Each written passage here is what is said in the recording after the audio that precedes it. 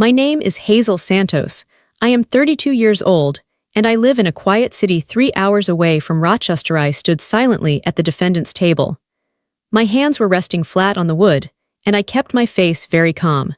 Across the aisle, my brother Vincent looked like he had already won. He stood tall, adjusting his expensive suit, and told the judge that my company was a financial disaster. My parents sat right behind him. They were nodding their heads.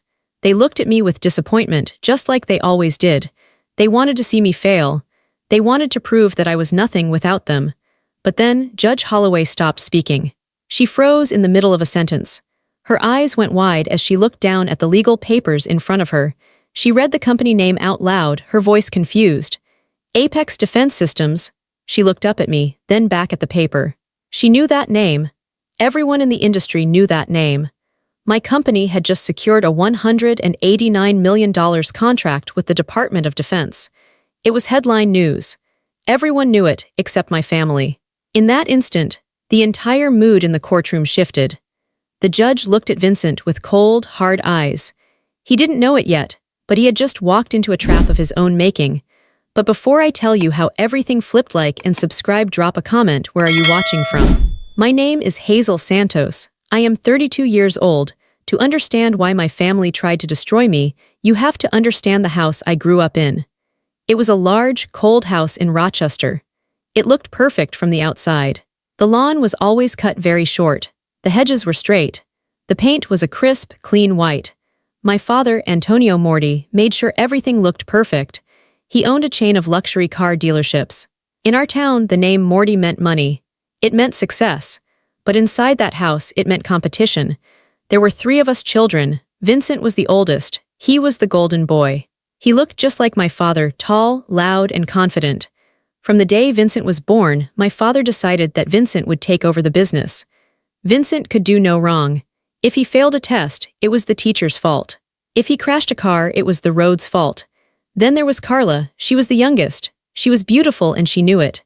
My mother, Maria, spent all her time with Carla. They went shopping every weekend. They planned parties. My mother taught Carla that her job in life was to marry a rich man and look good standing next to him. And then there was me, Hazel, the middle child. The mistake, I didn't look like them. I was quieter. I didn't care about clothes or cars or parties. I liked to take things apart. When I was 10, I took apart our toaster because I wanted to see how the heating element worked. My mother didn't see curiosity. She saw a mess. She screamed at me for an hour about how I was unnatural. My father just shook his head. Why can't you be normal, Hazel? Look at your sister. I spent my teenage years hiding in my room. While Vincent was out partying and Carla was at dance recitals, I was on my computer. I loved code. I loved the logic of it. In the real world, people lied. People were confusing. But on a computer, if you wrote the code effectively, it worked. It was fair. My family hated it. I remember one dinner vividly. I was 16. We were sitting at the long mahogany table. My mother had set it with the good china because my uncle was visiting.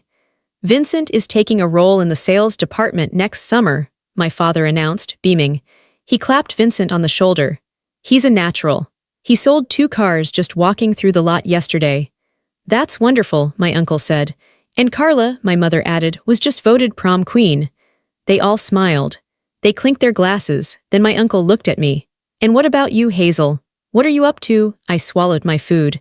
I was nervous, but I was also proud. I actually just won a state coding competition, I said. I built a program that helps organize library databases. The university is interested in it. The table went silent.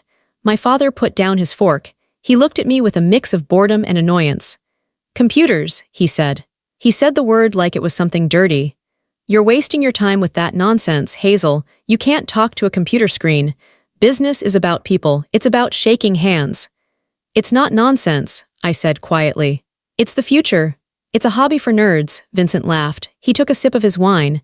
She just sits in the dark all day, Dad. It's creepy. It is a little strange, my mother agreed, adjusting her pearls. Hazel, you need to focus on your appearance more. No successful man wants a wife who stares at a screen and wears baggy sweaters. I felt my face get hot. I don't want a husband, I said. I want a career, my father laughed. It was a loud, booming sound. A career, doing what? Fixing printers. They all laughed. My uncle, my mother, my brother, they laughed at my ambition. They laughed at my passion. That was the dynamic. They didn't just ignore me. They actively rooted against me. They needed me to be the loser so they could feel like winners. If I succeeded, it made them uncomfortable. It didn't fit the story they told themselves. In the Moretti dynasty, Vincent was the king, Carla was the princess, and I was the servant who was supposed to stay in the background. I learned a hard lesson that night. They didn't want my success. They wanted my obedience. They wanted me to be small so they could feel big. By the time I was 22, I had graduated college. I paid for it myself with scholarships and part-time jobs fixing computers. My parents didn't pay a dime. They bought Vincent a condo when he graduated. They bought Carla a brand new convertible. For me, they gave me a card. Inside, my mother had written, "Maybe now you can find a real job and settle down." I realized then that it would never change. I could become the president of the United States, and they would still ask me why I wasn't as popular as Carla. I was starving for their love, but they were feeding me poison. I had to make a choice. I could stay in Rochester, work a low-level job, and come to Sunday dinners to be insulted. Or I could leave. I chose to leave. I left when I was 24. I didn't make a big announcement. I didn't throw a tantrum. I just packed my old Honda Civic with my clothes, my books, and my desktop computer. I moved 3 hours away to a city where nobody knew the name Moretti. I had no money. I had no investors. I had no family support. I rented a small, drafty garage behind a mechanic's shop. It wasn't a cool, startup garage like you see in movies. It was dirty. It smelled like oil and old tires. In the winter, it was freezing. I had to wear fingerless gloves so I could type without my hands going numb. I slept on a futon in the corner. I joined a cheap gym nearby just so I could use the showers. I ate instant ramen noodles for lunch and dinner almost every day. Sometimes, if I had a good week, I would buy a bag of apples. It was the hardest time of my life, but it was also the best. Because for the first time, nobody was telling me I couldn't do it. My idea was simple but difficult to build. I wanted to create a new kind of cybersecurity system. Most systems reacted to attacks after they happened. I wanted to build an AI that could predict attacks before they happened. I called it Apex. I worked 18 hours a day. I woke up, coded, ate, coded, and slept. My eyes hurt constantly. My back ached from the cheap chair I sat in. My family barely called. Sometimes my mother would call on a Sunday. The conversations were always the same. "Hazel, are you still in that place?" she would ask. "Yes, Mom. I'm working." "Vincent just got promoted to vice president of the dealerships," she would say. "He bought a boat, a beautiful boat. We're going out on the lake this weekend. It's a shame you're stuck in a garage." "I'm happy for him," I would lie. "When are you going to come home and be reasonable?" she would sigh. "Your father says he can get you a job at the front desk. Answering phones. It pays decent money, Hazel. You could buy decent clothes." "I'm building something, Mom. I don't want to answer phones." "Stubborn," she would say. "You were always too stubborn." I stopped answering the phone as much. It hurt too much. Every call made me feel small again. Every call made me doubt myself. Was I crazy? Was I wasting my life in a cold garage while my brother was buying boats? There were nights I wanted to quit. One night in November, the heater in the garage broke. It was 10 degrees outside. I sat wrapped in 3 blankets, shivering, staring at a line of code that wouldn't work. I was hungry. I was lonely. I started to cry. I thought about calling my dad. I thought about begging him for that receptionist job. I just wanted to be warm. But then I imagined the look on Vincent's face. I imagined him smirking. I imagined him saying, "I told you so." That anger warmed me up more than any heater. I wiped my eyes. I put my hands back on the keyboard. I kept working. The only time I saw them was Christmas. I felt obligated to go. I would drive the 3 hours back to Rochester. I would wear my best clothes, but they were still cheap compared to what Carla wore. I would walk into the house, and it would smell like expensive perfume and roast beef. The tree was perfect. The presents were piled high. Vincent would be there, holding a glass of scotch. He would look me up and down. "Well, look who it is," he would say. "The hermit returns. How's the little computer hobby going, Hazel? Made $1 million yet?" My father would chuckle from his armchair. "Don't tease her, Vincent. At least she's keeping busy." "I'm not teasing," Vincent would say, grinning. "I'm worried. She looks thin. Can you afford food, Hazel? Or do you need me to write you a check?" "I'm fine," I would say, keeping my voice steady. "The business is growing." "Business," Vincent would scoff. It's a science project, Hazel. Real business is bricks and mortar. Real business is inventory. You're playing make-believe. I would sit through dinner, listening to them brag. Vincent talked about his trips to Europe. Carla talked about her fiancé's stock portfolio. My mother talked about the country club gossip. Nobody asked me a single question about my life. Nobody asked how my software worked. Nobody asked if I was happy. I was just a ghost at the table. I would leave as soon as dessert was over. I would drive back to my cold garage, tears streaming down my face. But every time I left, I made a promise to myself. One day, they will know who I am. One day, I won't be the joke. I didn't know how right I was. I didn't know that I was building something that would become bigger than their entire dealership empire. I just kept my head down. I kept coding. I kept surviving. Success didn't happen overnight. It was a slow climb, and then suddenly it was an explosion. By year 4, I moved out of the garage. I got a small office in an industrial park. It wasn't fancy, but it had heat and a real door. I hired my first 2 employees. We got a contract with a mid-sized bank to secure their customer data. It wasn't a fortune, but it paid the bills. For the first time, I could afford a nice apartment. By year 7, Apex Defense Systems had 47 employees. We were building a reputation. My software was faster and smarter than anything else on the market. We started getting calls from bigger clients. Tech companies in Silicon Valley, government agencies. I was working harder than ever, but it was a different kind of work. I wasn't just a coder anymore, I was a CEO. I had to learn how to lead. I had to learn how to negotiate. I met my husband, David, during this time.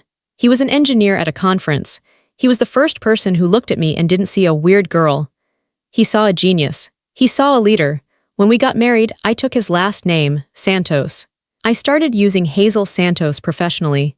At first, it was just because I liked the sound of it. But then I realized it was a shield. To the business world, I was Hazel Santos, the CEO of Apex. To my family, I was still Hazel Moretti, the failure. I kept the 2 worlds completely separate. I never told my parents about the bank contract. I never told them I had 47 employees. When I visited for holidays, I drove my old car. I wore simple clothes. I let them believe I was just getting by. Why? Because I knew them. I knew that if they saw what I had built, they would try to ruin it.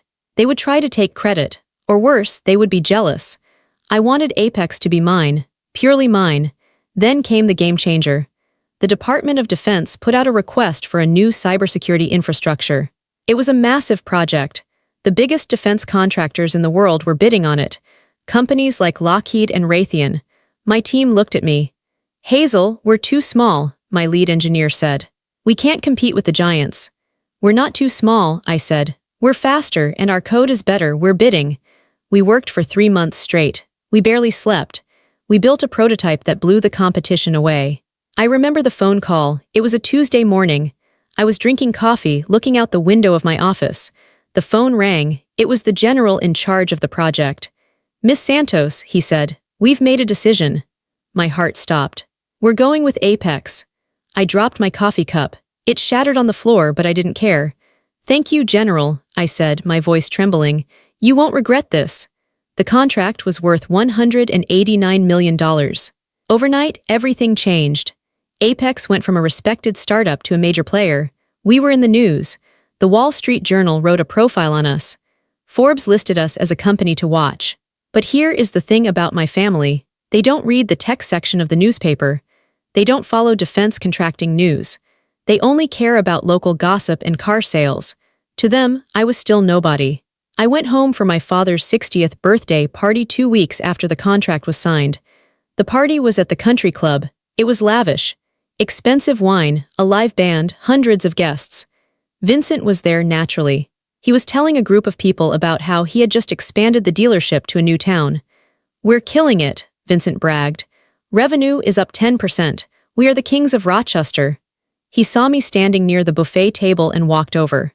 He looked a little drunk. Hazel, he said, smirking, glad you could make it. Dad was worried you couldn't afford the gas money to get here. He laughed at his own joke. I'm doing okay, Vincent, I said calmly. Okay.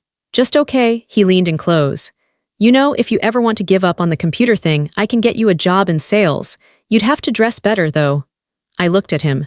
I had just signed a contract worth more than his entire dealership combined. I could buy this country club and turn it into a parking lot if I wanted to. I wanted to scream it in his face. I wanted to pull out my phone and show him my bank account. I wanted to see his jaw drop, but I didn't. I just smiled. "No thanks, Vincent, I'm happy where I am." "Suit yourself," he sneered. "Enjoy your mediocrity." He walked away to get another drink. I watched him go. I felt a strange sense of peace. I didn't need his approval anymore. I knew who I was.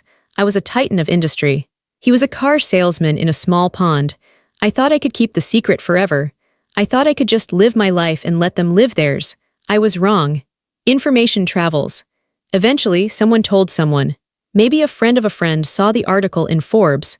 Maybe someone recognized my face. However it happened, 3 weeks after the contract hit the news, my family found out. And they didn't call to say congratulations. They didn't send flowers. They didn't apologize for years of neglect. They attacked. It was a Monday morning.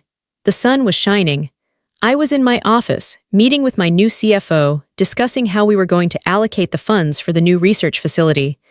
I felt on top of the world. My assistant, Sarah, knocked on the door. She looked pale. "Hazel," she said, "there's a process server here. He says he has legal papers for you." I frowned. "Legal papers for what?" "He says it's urgent." I went out to the reception area. A man in a cheap suit handed me a thick envelope. "Hazel Moretti?" he asked. "Hazel Santos," I corrected him. "Also known as Hazel Moretti," he said. "You've been served." He walked away. I opened the envelope right there in the lobby. I pulled out the documents. My eyes scanned the first page, and my blood turned to ice. Petition for involuntary bankruptcy petitioner, Vincent Moretti debtor. Hazel Moretti/Apex Defense Systems. I couldn't breathe. I read it again. It had to be a mistake. The document claimed that Vincent was a founding investor in Apex. It claimed that 8 years ago, he had loaned me $2 million to start the company. It claimed that I had never paid him back, and that with interest and penalties, I owed him a fortune. It claimed that Apex was insolvent, that we were broke and couldn't pay our debts. He was petitioning the court to seize control of my company, freeze my assets, and force us into bankruptcy to pay him back. "This is insane," I whispered. I flipped to the exhibits. There were copies of contracts. There was a promissory note with my signature on it, but I had never signed it. I looked closely at the signature. It looked like mine, but the loop on the H was wrong. It was a forgery. A good one, but a forgery. I flipped to the bank transfer records attached. They showed a transfer of $2 million from the Moretti Family Trust to an account in my name. I felt like I was going to throw up. I had never received a penny from them. They were fabricating everything. I ran back into my office and called my lawyer, Mark Henderson. "Mark, you need to get over here, now." When Mark arrived, he read through the papers. His face grew serious. "Hazel," he said, "this is bad. They've filed this in state court. They're asking for an emergency injunction to freeze your accounts. If they get that, the duty contract is dead. The government won't do business with a company that's in bankruptcy proceedings." "But it's a lie," I shouted. I was pacing back and forth. "It's all a lie. Vincent never gave me money." He laughed at me. He told me I was wasting my time. "I believe you," Mark said calmly. "But they have documentation. Forged or not, it looks real to a judge who doesn't know the history. They are trying to kill the company before it even starts." I sank into my chair. I realized exactly what they were doing. This wasn't about money. My father had money. Vincent had money. This was about control. This was about spite. They had found out that the failure of the family was actually the most successful one of all. They couldn't handle it. It broke their worldview. If I was a success, then their treatment of me wasn't tough love. It was abuse. If I was a genius, then they were the idiots for ignoring me. They couldn't accept that. So they decided to destroy me. They wanted to crush Apex so I would be back at the bottom. They wanted to force me to crawl back to them. "They want to ruin me," I said, my voice shaking. "They want to try," Mark said. He stood up and started gathering the papers. "But they made a mistake, Hazel." "What mistake?" "They filed this based on the idea that you're a small, struggling startup. They think they can bully you. They don't realize who you are now." Mark looked at me with a fierce determination. "We're going to fight this, and we're going to hit them back hard." I looked at the forged signature one last time. I felt the sadness in my heart die. The little girl who wanted her daddy's love was gone. In her place was the CEO of a defense contractor. "Do whatever it takes," I told Mark. I'm done being the victim. The court date was set for 3 days later. It was the longest 3 days of my life. I didn't sleep. I spent every hour digging through old bank records, old emails, anything to prove that I was independent. I knew walking into that courtroom would be the hardest thing I ever did. I would have to face my father, my mother, and my brother. I would have to look them in the eye while they tried to destroy my life with lies. But I also knew one other thing. They had no idea what I had become. They were walking into a lion's den, and they thought they were petting a kitten. I was ready walking into the Monroe County Courthouse. That Monday morning felt less like a legal proceeding and more like walking to my own execution. The building was old, built from heavy gray stone that seemed to suck the warmth out of the air. Inside, the floors were polished marble that clicked sharply under the heels of my shoes. The air smelled of floor wax, stale coffee, and anxiety. I was 32 years old. I was the CEO of a company valued at over $300 million. I controlled assets that protected national security. I had negotiated with generals and senators. Yet, as I walked toward courtroom 4 billion, I felt my stomach twist into knots. I felt like the 12-year-old girl sitting at the dinner table, being told I was chewing too loudly. I felt like the teenager being told my interests were weird and wasteful. My lawyer, Mark Henderson, walked beside me. Mark was a calm, steady man with gray hair and a reassuring smile. He carried a thick leather briefcase that contained the truth. Profound silence, Mark whispered as we reached the heavy oak doors. Remember, Hazel, you don't have to say anything until I tell you to. Let them dig their own grave. I know, I said, my voice steady even though my hands were shaking. I'm ready. We pushed open the doors. The courtroom was smaller than I expected, but it felt claustrophobic. The fluorescent lights hummed overhead, casting a sickly yellow glow on everything. And there they were. My family sat on the left side, the plaintiff's side. It was a strategic choice. They wanted to look like the victims. Vincent sat at the counsel table next to his lawyer, a man named Sterling who was known in Rochester for being aggressive, loud, and expensive. Vincent looked immaculate. He was wearing a charcoal gray suit that I knew was custom-tailored. His hair was gelled back perfectly, not a strand out of place. He was leaning back in his chair, tapping a gold pen on the table, looking bored. He looked like a man who had already won. Behind him, in the first row of the gallery, sat my parents. My father, Antonio Moretti, was reading a newspaper, as if he were waiting for a barber appointment rather than watching his daughter be sued for bankruptcy. He wore his signature tan coat, looking every bit the respected businessman. My mother, Maria, sat next to him. She was inspecting her fingernails, frowning slightly at a chip in her polish. She wore a silk scarf and her pearls. They looked so comfortable, they looked so righteous. They didn't look at me when I entered. It was a power move, I knew it well. By ignoring me, they were saying I was beneath their notice. They were saying I was already gone. I walked to the defendant's table on the right side and sat down. The wood of the table was cold. I clasped my hands together to stop them from trembling. All rise, the bailiff bellowed, his voice echoing off the high ceiling. Judge Holloway entered the room. She was an intimidating woman in her 60s, with steel gray hair cut in a sharp bob and glasses perched on the end of her nose. She didn't look like someone who suffered fools. She swept up to the bench, her black robes rustling, and sat down. Be seated, she said, her voice dry and authoritative. She opened the file in front of her. This is case number 24CV-892, Vincent Moretti versus Hazel Moretti and Apex Defense Systems. Petition for involuntary bankruptcy. She looked over her glasses at the room.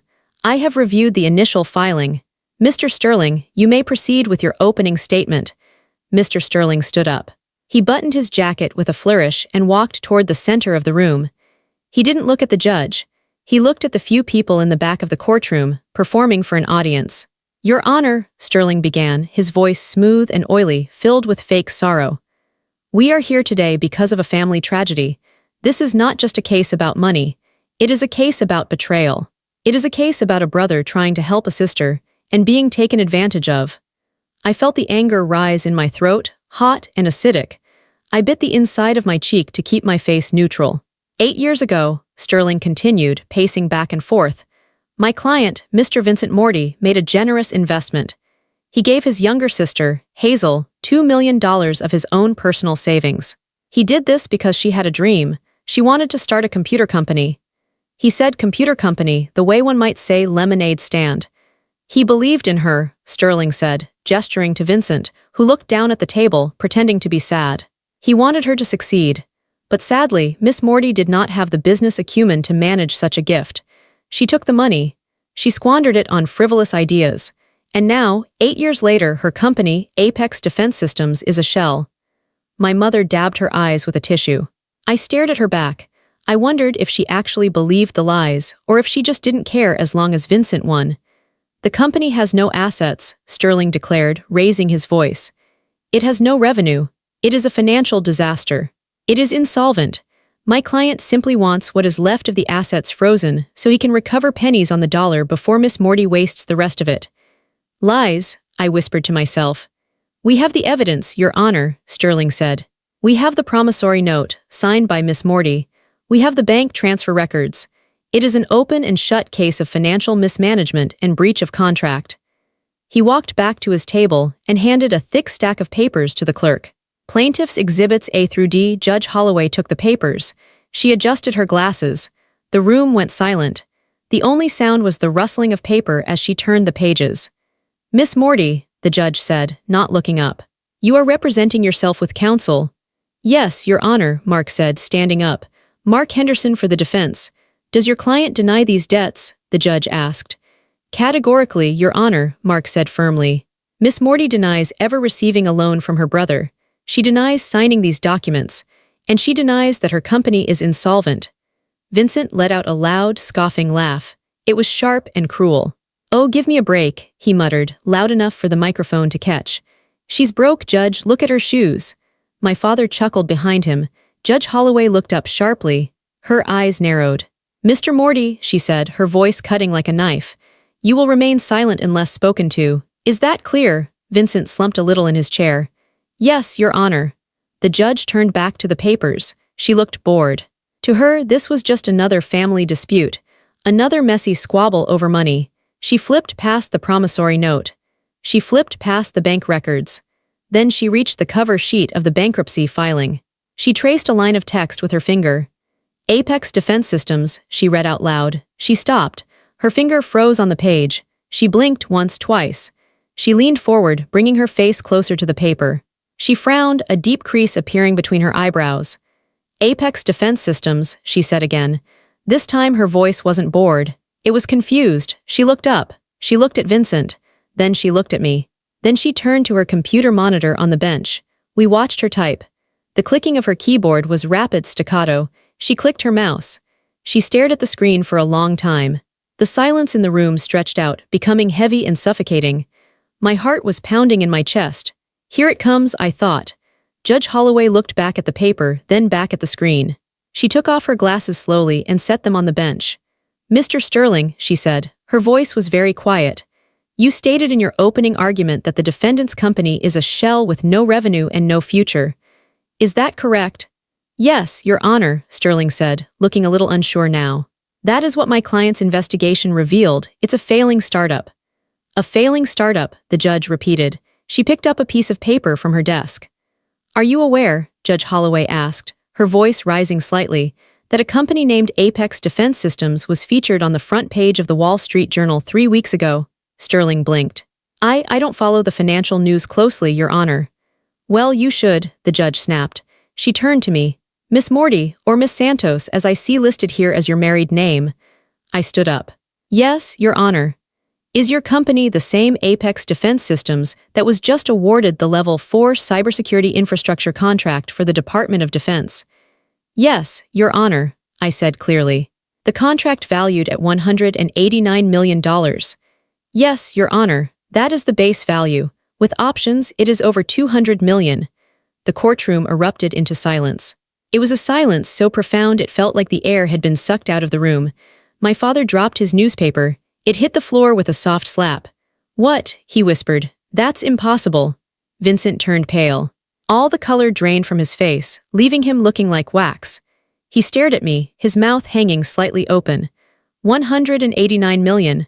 Judge Holloway repeated, looking at Vincent with eyes that were now cold and dangerous. Mr. Moretti, you are petitioning this court to declare a prime defense contractor bankrupt. You are asking me to freeze the assets of a company that is currently securing national military secrets. Vincent stood up, his legs shaking. I didn't know, he stammered. She never told us. She lives in a dump, she drives a Honda. She didn't have to tell you, the judge said. It is public record. If you were a real investor, you would know. She looked back at the forged documents. If this company is worth hundreds of millions, the judge said, tapping the paper, why would she refuse to pay you $2 million? It makes no mathematical sense. She could write you a check from petty cash. She looked at the signature on the note. She looked at the date.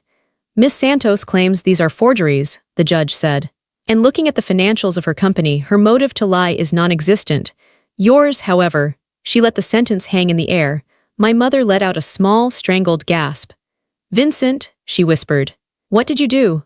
I think we need a recess, Judge Holloway said. She didn't sound bored anymore. She sounded furious. 10 minutes. Then I want to see both counsel in my chambers. And Mr. Moretti, do not leave this building. She banged her gavel. The sound cracked through the room like a gunshot. The bailiff escorted us out into the hallway, but we stayed on separate ends. The tension was thick enough to choke on. My family huddled together near the water fountain. My father was gripping Vincent's arm tight, whispering furiously. His face was red. The calm, composed businessman was gone. He looked panicked. You told me she was broke. I heard him hiss at Vincent. You told me we could take the company for pennies. You said it was a tax write-off. I thought she was.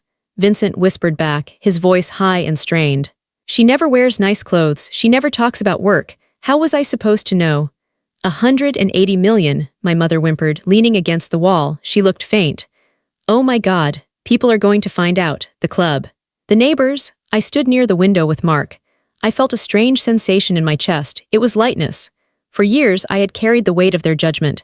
I had walked around feeling like I was less than. But seeing them now, panicked, sweating, turning on each other, I realized they were small. They were tiny, petty people. They are crumbling, Mark said quietly, watching them. Sterling is on his phone. He looks like he's trying to find a way to quit. He can't quit now, I said. We haven't even shown the real evidence yet. Are you ready for the chambers? Mark asked. Or do you want to do it in open court? Open court, I said immediately. I want it on the record. I want everyone to hear it. When the 10 minutes were up, the bailiff called us back in. The atmosphere in the courtroom had shifted completely. Before, it felt like a civil dispute. Now, it felt like a crime scene investigation. The judge was already on the bench, flipping through a law book. She looked up as we entered. I have reviewed the preliminary arguments, Judge Holloway said. Miss Moretti, your lawyer indicated you have proof of the fraudulent nature of these documents. I want to see it now.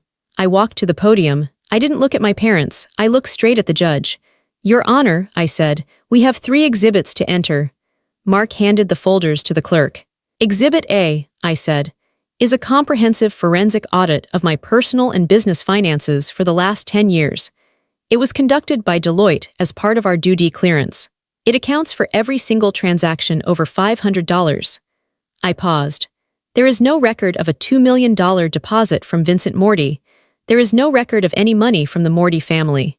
The investment never happened. Judge Holloway nodded, reading the audit summary. Go on. Exhibit B, I continued. My company's incorporation documents. Vincent claims he was a founding shareholder. But here are the original filings with the state of New York. I am the sole owner. There are no other names. There never were. And Exhibit C, I said. This was the one I had been waiting for. Exhibit C is a digital forensic report on the contract my brother submitted to this court. I turned my head slightly to look at Vincent. He was staring at the table, sweat dripping down his temple. My security team analyzed the digital file Mr. Sterling emailed to my counsel, I explained. While the document is dated 2017, the metadata within the PDF file tells a different story. I pointed to the screen the clerk had set up. The document was created, I said, my voice ringing out, last Tuesday. 6 days ago, at 4:15 p.m. A gasp rippled through the small audience. Furthermore, I said, the metadata shows the author of the document. It was created on a computer registered to Moretti Auto Group Vincent office. And the software used to create it was a version of Adobe Acrobat that wasn't released until 2023. I looked at the judge. It is impossible for me to have signed this document 8 years ago, Your Honor. Because this document didn't exist until last week. Judge Holloway stared at the report. Her face was a mask of cold fury. She took off her glasses slowly. She looked at Mr. Sterling. "Mr. Sterling," she said. Her voice was dangerously quiet. "Did you know this document was a forgery?" "Your Honor, Sterling stammered. He was backing away from the table, physically distancing himself from Vincent. "I had no idea. I relied on my client's representations. If this is true, I must move to withdraw as counsel immediately." "Denied," the judge barked. "You will sit there and listen to the mess you helped create." She turned her gaze to Vincent. It was a look that could have stripped paint from a wall. "Mr. Moretti, stand up." Vincent tried to stand. His knees buckled, and he had to grab the table for support. He looked terrifyingly young in that moment. Not the arrogant businessman, but a scared child. "You came into my courtroom," Judge Holloway said, her voice rising with every word. "You swore an oath on the Bible. And you presented forged documents to this court in an attempt to hijack a federal defense contractor." Vincent couldn't speak. He was hyperventilating. "Do you know what that is, Mr. Moretti?" the judge asked. "That is perjury. That is fraud upon the court. That is filing false instruments." She leaned forward. "And given that the victim is a 2D contractor," she added, "you have likely committed federal wire fraud and interference with national security operations." My father stood up. "Your Honor, please," he begged. His voice was cracking. "He didn't mean it. He's just competitive. We can pay a fine. We can withdraw the petition." "Sit down, Mr. Moretti," the judge shouted. "This is not a parking ticket. Your son tried to use the legal system as a weapon to destroy his sister's life and business. You don't just pay a fine for that." She turned to the bailiff. "Dismiss the petition with prejudice," she ordered. "And officer, take Mr. Vincent Moretti into custody immediately. I am holding him in contempt of court, and I am referring this entire file to the district attorney and the U.S. Attorney's office." "No," my mother screamed. It was a raw, primal sound. "Vincent, no." Two bailiffs moved in. They grabbed Vincent by the arms. He didn't fight. He went limp. "Dad," Vincent yelled as they pulled his hands behind his back. The handcuffs clicked, a sharp, metallic sound that echoed in the silence. "Dad, do something, fix it." My father stood there, his mouth open, his hands hanging uselessly by his sides. For the first time in his life, his money, his influence, his name, none of it mattered. He couldn't fix this. I watched them march my brother out the side door.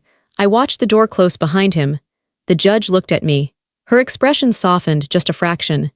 "Miss Santos," she said, "I apologize that your time was wasted. The petition is dismissed. Your company is safe. You are free to go." "Thank you, Your Honor," I said. I gathered my papers. My hands were steady now. I turned to leave. I had to walk past my parents to get to the exit. My mother was sobbing into her hands, her perfect makeup smeared. My father was staring at the empty door where Vincent had been taken, looking like a ghost. As I walked by, my father looked up. His eyes met mine. They were filled with shock, confusion, and a strange kind of fear. "Hazel," he whispered, "why didn't you tell us? Why didn't you say you were one of them?" "One of the big ones?" I stopped. I looked him right in the eye. "Because, Dad," I said, my voice calm and final, "you never asked. You were too busy laughing at me to ask what I was actually building." I didn't wait for an answer. I pushed open the doors and walked out into the hallway. I walked out of the courthouse and into the bright, blinding sunlight. I took a deep breath. The air tasted sweet. It tasted like justice. The fallout from that day wasn't just a ripple, it was a tidal wave. Because Apex Defense Systems was a government contractor, the FBI didn't take the attempted fraud lightly. They launched a full investigation into Vincent and the Moretti Auto Group. It turned out that my forged contract wasn't Vincent's first lie. The FBI seized computers from the dealership.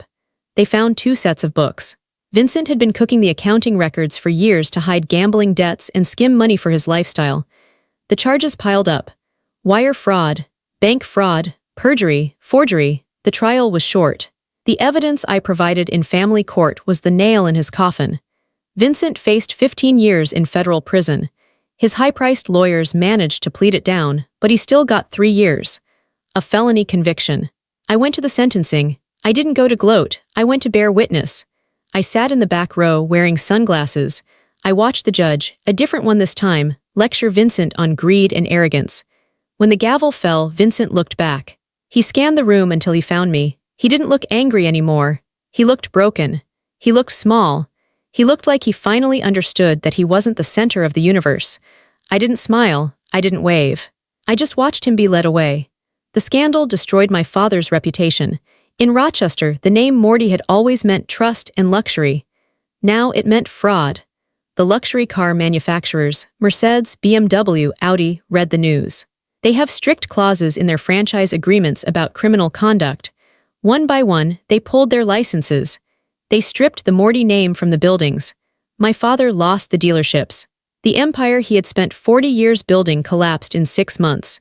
He had to sell the big house on the hill. The house where I had been ignored. The house where Vincent had been treated like a prince. It was sold to a developer who planned to tear it down. My parents moved into a small, 2-bedroom condo on the edge of town. About 2 months after Vincent went to prison, my phone rang. I looked at the caller ID. It was my mother. I stared at the phone for a long time. Part of me, the little girl part, wanted to answer, wanted to hear her say she was sorry, wanted to hear her say she loved me, but the woman I had become knew better. I answered. "Hello, Hazel," her voice sounded weak.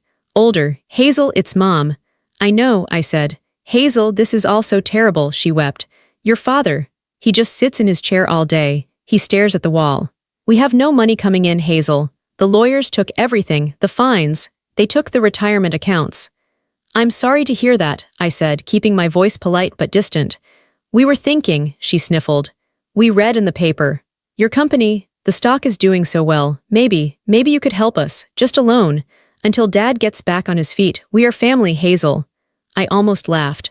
It was a dark, bitter laugh that stayed inside my chest. It was absurd.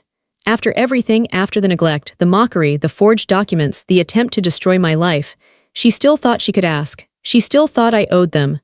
"Mom," I said. "You sat in that courtroom." You sat there," I interrupted, my voice hardening. "You watched Vincent lie. You watched him try to steal my company, and you nodded, you smiled. You wanted him to win. You wanted to see me fail because it made you feel better about yourselves." "I didn't know it was illegal," she wailed. "I just wanted the family to be together. I thought you were struggling." "Stop," I said. "Stop lying.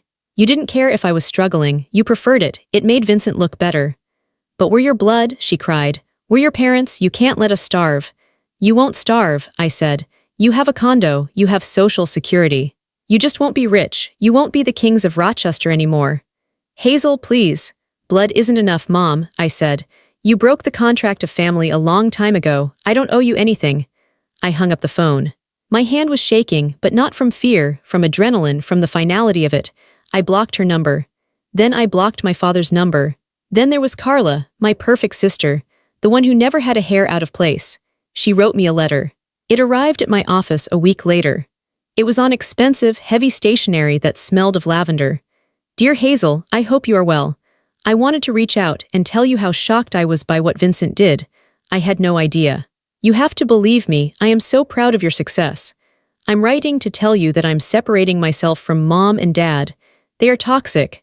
They are stuck in the past. I'd love to come visit you. I heard you bought a house in the Hudson Valley. Maybe we could get coffee. I'm actually looking for investors for a fashion boutique I want to open. I have a great business plan. I thought, as sisters, we should stick together. Women supporting women, right? Love, Carla." I read it twice. It was transparent. It was pathetic. She saw the ship sinking. The Moretti ship was going down, and she was trying to jump onto my yacht. She didn't want a sister. She didn't want a relationship. She wanted an investor. She wanted my money to replace the money Dad couldn't give her anymore. I took a black marker. I wrote 2 words across the front of the letter, "No thanks." I put it in a fresh envelope and mailed it back. I had cut the cord. It was painful, like cutting off a limb that had turned gangrenous. It hurt, but it was necessary to save the rest of the body. If I kept them in my life, the infection would spread. They would poison my marriage, my company, my happiness. I was alone in terms of blood relatives. But for the first time in my life, I didn't feel lonely. I felt clean. With the lawsuit behind me, a strange thing happened.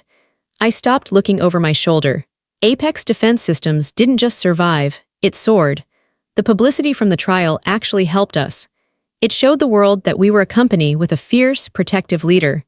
It showed that our ownership was solid and legally tested. Over the next 5 years, we grew from 47 employees to 156. We moved out of the rented office park and built our own headquarters, a beautiful glass and steel building surrounded by woods. It was quiet, it was peaceful. It was the opposite of the chaotic, performative house I grew up in. I worked hard, but I also learned to live. David and I bought a house. It wasn't a showy mansion with columns and statues like my father's. It was a modern, comfortable home with big windows and a massive garden. We didn't throw lavish parties to impress people we didn't like. We had barbecues with our friends, real friends, people who liked us for our jokes and our company, not our bank accounts. Then, the best thing happened. I got pregnant. When our daughter Alina was born, my whole world shifted again. I remember holding her in the hospital room. It was 3 a.m. The world was asleep. She was so small, wrapped in a pink blanket. Her eyes were dark and curious, looking up at me. I looked at her, and I felt a fierce, terrifying love. I looked at her tiny hands, her fragile breath, and I realized something profound. I realized how easy it was to love her. It wasn't work, it wasn't conditional. I didn't need her to be smart or pretty or successful. I just loved her because she existed. I started to cry. David woke up and came over. "What's wrong?" he whispered, stroking my hair. "I just realized how awful they were," I sobbed. "My parents. It wasn't that I was a difficult child, David. It wasn't my fault. They were just broken. They were incapable of loving anything that didn't make them look good." "I know," David said, kissing my forehead. "But you're not them." "I will never let her feel like she isn't enough," I vowed, holding Alina tighter. "Never." As Alina grew, I kept that promise. When she wanted to wear mismatched socks, I told her she looked cool. When she drew a scribbly picture of a cat that looked like a potato, I framed it and put it in the kitchen. When she wanted to play in the mud, I put on old jeans and played with her. I saw her confidence grow. She was loud. She was funny, she was secure. She didn't know what it felt like to be criticized for breathing. One afternoon, when Alina was 3, we were playing in the garden. The sun was setting, casting a golden light over the grass. My phone buzzed in my pocket. It was a text from an unknown number. I opened it. "Hazel, it's Dad. I heard from a friend that you had a daughter, a granddaughter. Mom and I would love to see her. We're old now, Hazel. We've learned our lesson. Please. Let us meet her. Don't keep her from her family." I stared at the text. My heart skipped a beat. I looked up at Alina. She was chasing a butterfly, laughing, her hair flying in the wind. She was pure joy. I imagined my father walking into this garden. I imagined him making a comment about her hair being messy. I imagined my mother comparing her to Carla's imaginary children. I imagined them whispering their toxic expectations into her ear, planting seeds of doubt that would grow for 20 years. I felt a cold chill run down my spine. "No," I whispered. I didn't reply. I didn't explain. I deleted the text. I turned to Alina. "Come here, sweetie." She ran over and hugged my legs. "What is it, Mommy?" I picked her up. She smelled like grass and baby shampoo. I buried my face in her neck. "I love you just the way you are," I told her. "You don't have to be anything else, ever." "I know, Mommy," she said, giggling. I whispered to her, even though she couldn't understand the full meaning yet. "Your grandparents won't be part of your life," I said softly. "That's not punishment for them, that's protection for you." That was my revenge. My revenge wasn't yelling. It wasn't suing them back. It wasn't ruining them. My revenge was being happy. My revenge was raising a daughter who would never know their toxicity. My revenge was breaking the cycle. The Moretti dynasty ended with a whimper in a small, sad condo. The Santos legacy was just beginning, built on love, hard work, and truth. I am sitting in my office now. It is late at night. The building is quiet, just the hum of the servers and the cleaning crew down the hall. From my window, I can see the lights of the city. I can see the highway that leads back to Rochester. I have come a long way from that freezing garage with the broken heater. I wanted to tell this story not because I want pity. I don't need pity. I have a wonderful life. I wanted to tell it because I know there are others out there like me. There are people reading this right now who are the black sheep. People whose families make them feel small. People who are waiting for an apology that will never come. People who are working twice as hard to get half the recognition. I learned something simple and liberating in that courtroom. Family isn't who shares your blood. Family is who believes in your worth.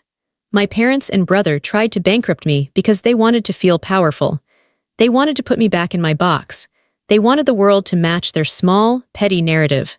Instead, they exposed themselves. They showed the world exactly who they were: jealous, fraudulent, and empty. And they showed me who I was. I wasn't the weak little girl hiding in her room with her computer. I was a fighter. I was a survivor. I was a CEO. I don't hate them anymore. Hate takes too much energy. It binds you to the person you hate. I just feel nothing. They are strangers to me. They are just characters in a bad book I finished reading a long time ago. I closed the book. I put it on the shelf. And I walked away. If you are reading this, and you are hurting because your family doesn't see you, stop looking at them. Stop begging for scraps of affection from people who are incapable of feeding you. Look at yourself. Build your own garage. Write your own code. Create your own life. They might never clap for you. That's okay. You can clap for yourself. And trust me, the sound of your own success, enjoyed in peace and freedom, is the sweetest sound in the world. My name is Hazel Santos. I am the CEO of Apex Defense Systems. I am a wife. I am a mother. And I am free. Share your story in the comments. Have you ever had to walk away from family to save yourself? Let's talk about it. And don't forget to subscribe so you never miss a story like this.